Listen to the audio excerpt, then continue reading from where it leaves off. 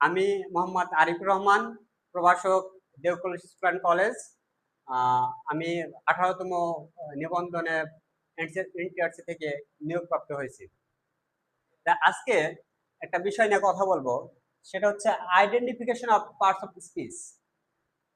আমরা বিগত সালের প্রশ্নগুলো ব্যাখ্যা করে বুঝতে পেরেছি যে এই identification of parts of speech থেকে প্রত্যেক বছর একটি করে কোশ্চেন এসে থাকে।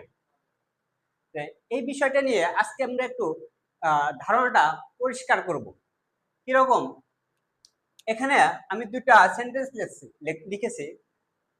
এটা দেখে বুঝতে পারবো যে আসলে নাউন কোথায় হয় এবং অ্যাডজেক্টিভ কোথায় হয়। প্রথম সেন্টেন্সটা যদি আমরা দেখি, গিভ প্লেস টু ইওর বেটার্স, এখানে আমরা দেখতে পাচ্ছি এই বেটার্সটা এখানে নাউন হিসেবে কাজ করতেছে। কেন আসলে এই বেটার্সটা নাউন হিসেবে কাজ করতেছে, এর পিছনে আমাদের অনেকগুলো ব্যাখ্যা আছে। যেমন আমরা যদি নাউনের পূর্বের ওয়ার্ডটাকে দেখি, এখানে কি আছে, এটা ইওর। ইওরটা কি? Possessive.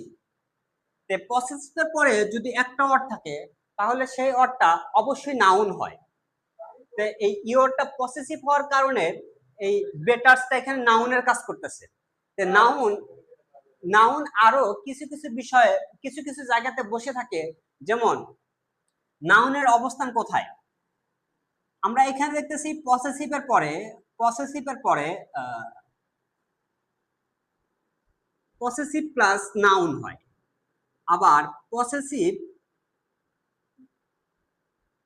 Plus adjective plus noun হয়, আবার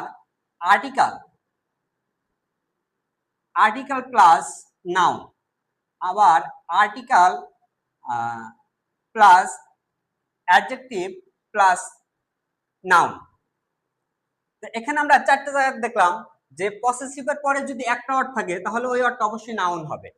আবার পসেসিভের পরে যদি দুইটা ওয়ার্ড থাকে তাহলে প্রথম ওয়ার্ডটা অ্যাডজেক্টিভ, দ্বিতীয় ওয়ার্ডটা নাউন হবে।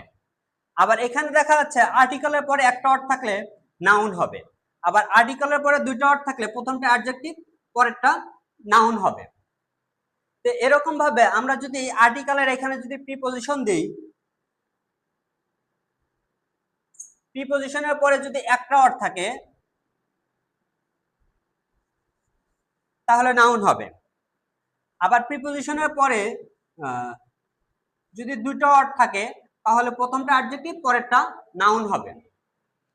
তো এরকম ভাবে আমরা দেখতেছি যে আবার আমরা জানি যে ডিটারমিনারের পরে যদি একটা ওয়ার্ড থাকে তাহলে প্রথম ওয়ার্ডটা নাউন।